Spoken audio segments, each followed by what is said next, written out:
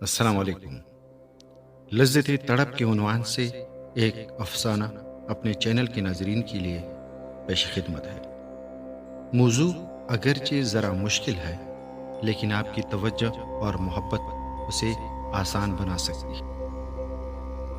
آج دفتر سے جلدی گھر آیا اور جیسے ہی گھر کے دروازے کی طرف بڑھا، خیبر بابا پر نظر پڑی جو دروازے میں بیٹھا کھانے کا آخری لقمہ لینے کے بعد پانی کا گھونٹ لے رہا تھا۔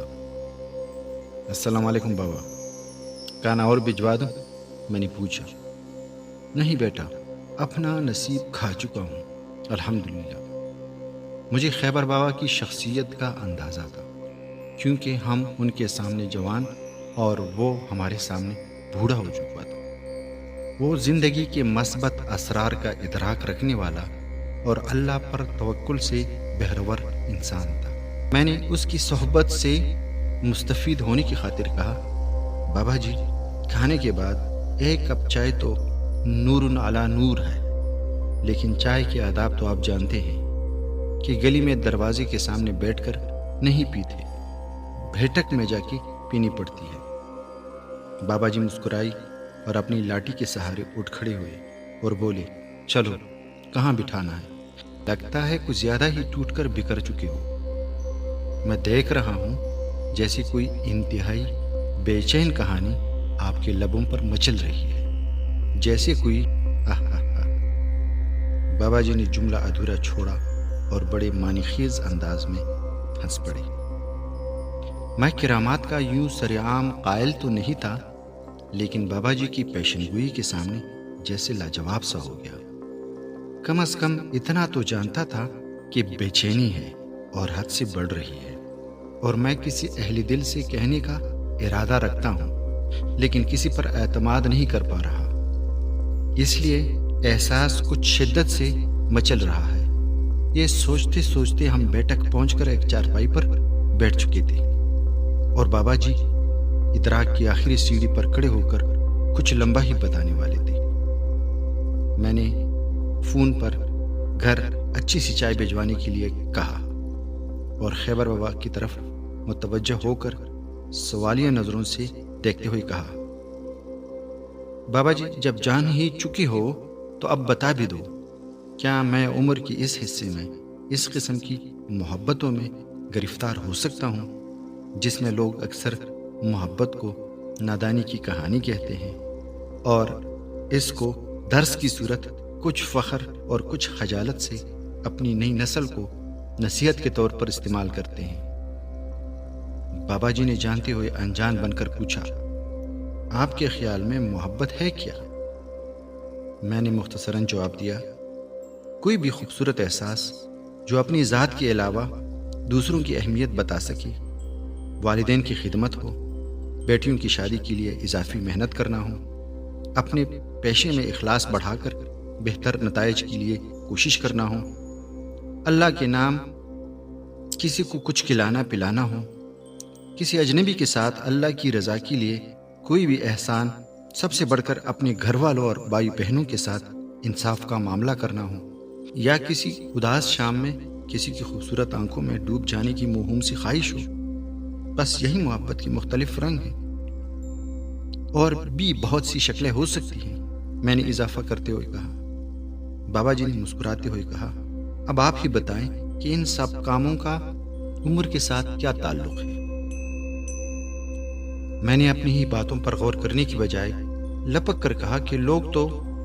بابا جی نے ہاتھ کے اشارے سے روکتے ہوئے کہا، لوگوں کی ماننی ہے یا مجھ سے پوچھنا ہے؟ میں نے کہا، بابا جی مشورہ تو آپ ہی سے لینا تھا، پتہ نہیں ہم لوگوں کے کہنے سے جان کیوں نہیں چھڑا سکتے؟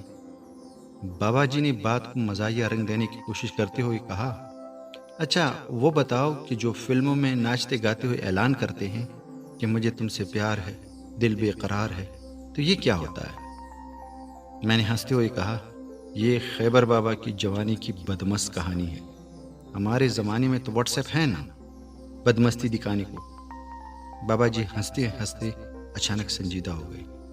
سن بیٹا، اب خیبر بابا نے لمبی سانس لی، جیسے وہ میری باری ختم کروا کر کچھ لمبا ہی کہنے کی موڈ میں تھے، پھر یکایک بولنا شروع کیا۔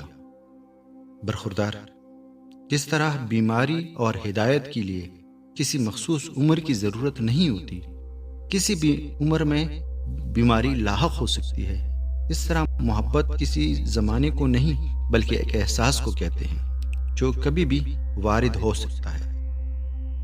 اس دنیا میں ہر ذی روح کو جبلت یا فطرت کی صورت ایک خوبصورت احساس دیا جاتا ہے جسے آغاز میں وصل کہتے ہیں، یعنی ایک چسکا، ایک خوبصورت احساس جس کا اثر گہرا کر دیا جاتا ہے تاکہ لطف لیا جا سکے، اور پھر اس احساس کو الگ کرنے سے اس لطف کا دوسرا رخ دکھا کر بے چینی پیدا کی جا سکے، اور اس بے چینی میں مخلوق اور بطور خاص انسان کو اس طرف موڑا جا سکے جو زندگی کا بنیادی مقصد ہے۔ میرے بچے، یہ کام اس فریبی وصل میں نہیں ہو سکتا۔ اس کام کے لیے لذت ہجر بنایا گیا ہے تاکہ بدمستی اور مدہوشی کی بجائے احساس اور عشق کو قوت دی جا سکے۔ بس اسی تلاش میں ہی حقیقی وصل کا راز پوشیدہ ہے۔ اب جس کی جی میں آئے وہی پائے روشنی۔ اب یہ انسان کا مقام اور حالات ہیں کہ وہ تلاش کا عمل کس استعارے سے کرتا ہے، والدین کی خدمت سے، ملک و ملت کے لیے شہادت سے، خیرات و صدقات سے، مال و زر کو جمع کرنے کی ہوس سے، اپنا سکہ زمانے پر بٹھانے سے، یا کسی حسین کی آنکھوں میں ڈوب جانے سے۔ یہ سب محبت کے حسین استعارے ہیں۔ اب یہ بندے کی پسند ہے کہ کس نام سے آغاز کرتا ہے اور کس نام سے ہجر کے لمحے گزار کر وصل سے بہرور ہوتا ہے، ابدی وصل۔ میں نے پوچھا، کیا آپ محبت کے نسوانی پیرائے کو مناسب سمجھتے ہیں؟ اس نے کہا، جس نے جو کرنا ہے، جو وسیلہ تلاش کرنا ہے، اس کا حساب اللہ کو دے گا۔ ہم کون ہوتے ہیں کسی کی قرینے محبت پہ اعتراض کرنے والے؟ جو پاک راستہ ہے وہی زیادہ ٹھیک ہے۔ ویسے محبت کا یہ زاویہ سب سے زیادہ مسحور کن، سب سے زیادہ دلچسپ۔ روٹھنا اور منانا بڑا اچھا لگتا ہے، لیکن بس ایک بات ہے، جس کو راز آ جائے۔ بابا جی نے کچھ دیر توقف کیا، پھر اچانک بول پڑے، کہیں آپ نے اس آخری راستے کو اختیار تو نہیں کیا؟ میں نے سابقہ گفتگو کی شوق میں کہا، بس یہی سمجھ لیں۔ بابا جی نے کچھ زیادہ ہی عجلت میں بات کو منطقی انجام تک پہنچانے کی خاطر فوراً 2-4 سوال داغنے کا ارادہ اور عمل درآمد فرمایا۔ محبوب سے ملے، باتیں کی، ہاتھ پکڑا، ماتھا چوما، انتظار کیا، وعدے کیے، وعدے ٹوٹے۔ میں نے کہا، بابا جی دم لے، آپ تو جواب کا موقع ہی نہیں دے رہے ہیں۔ ہاں، تقریباً یہ سارے کام ہو چکے ہیں۔ بابا جی بغیر کسی توقف کے بولے، بس اتنا ہی ہوتا ہے، بس اتنا ہی ہوتا ہے، بس اتنا ہی ہوتا ہے وصل۔ اب آگے وجہ کوئی بھی ہو، ہجر ہے، ہجر ہی تو ہے۔ محبت ہجر کے لیے بنی ہے، وصل کے لیے نہیں۔ وصل کے یہ سب چھسکے تو پسانے کے بہانے ہیں، پھنس چکے۔ اب ہجر کا لامتناہی سلسلہ ہوگا، لامتناہی سلسلہ، اور شاید میں اس لامتناہی سلسلے کے آخری کنارے پر کھڑا ہوں اور آپ پہلے کنارے پر۔ بابا جی کی کیفیت کچھ عجیب سی ہو گئی، اور اکثر الفاظ دہراتے بھی رہے، جیسے وصل، ہجر، لامتناہی سلسلہ، آخری کنارہ۔ پھر کچھ سنبھل کر بولے، دنیا کے سب سے خوفناک ماہر نفسیات حسن بن صباح نے بھی یہی فارمولہ اپلائی کیا تھا۔ نشہ، حشیش پلا کے مصنوعی جنت میں محبوب کا دیدار کرواتا، اور پھر ہجر کی طرف سے اپنے مقاصد پوری کرتا۔ بس یہی کہانی ہے ساری، سب اسی سے کروایا جاتا ہے، ہجر کی طرف سے اور وصل کی خواہش سے۔ اور جو لوگ اللہ کے فضل سے کچھ اونچا جان سکنے کی صلاحیت رکھتے ہیں، ان کے لیے لذت ہجر بھی کچھ نہیں، اور شرف وصل بھی۔ وہ تو دیکھتا ہے کہ محبوب خوش کس بات سے ہوتا ہے، بس۔ برخوردار، ایک بات سن لے، اب بس تادم آخر ہجر ہی ہوگا، میں نے حتمی جواب پوچھنے کے لیے بابا جی پر نظریں گاڑ دی۔ اس نے فیصلہ کن انداز میں کہا، برخوردار، دنیا ہجر کے لیے بنی ہے۔ وصل کو تو بس ایک لالچ ہی سمجھیں، ہجر ہی ہجر ہے اس کے بعد۔ میں کسی سوچ میں پڑھنے ہی والا تھا کہ بابا جی نے فرمایا، بیٹا چائے چسکیوں کی ہجر میں ٹھنڈی ہو رہی ہے، اگر اجازت ہو تو وصل کرا دوں اپنی ذوق چائے نوشی کی۔ میں نے ایک دبی سی مسکراہٹ سے گویا اجازت دے دی اور پھر پوچھا، بابا جی کیا ہجر اتنی بڑی شے ہے اس دنیا میں؟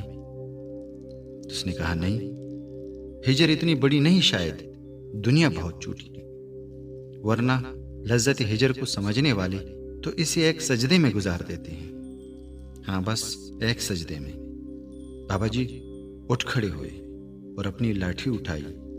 ٹھک ٹھک کی آواز آہستہ آہستہ مدھم ہونے لگی۔ میں وہیں لیٹ گیا اور پتہ نہیں کتنے دنوں کے بعد گہری نیند سو گیا۔